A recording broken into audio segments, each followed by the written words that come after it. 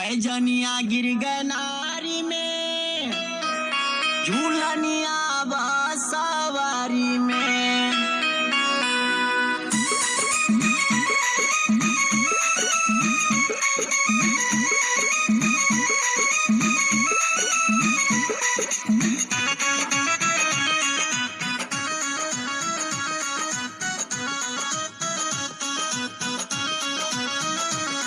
पैजनिया गिर गए नहरी में, झूलनिया सवारी में, झूलनिया सवारी में।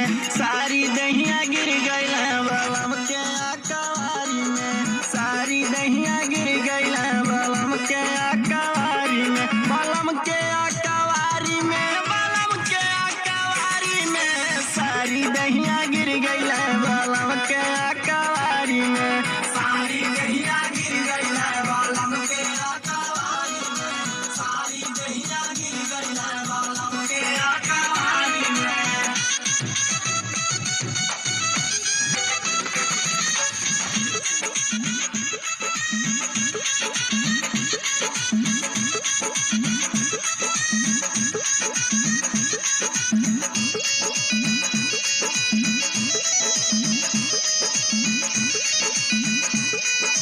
टूटी गई हमर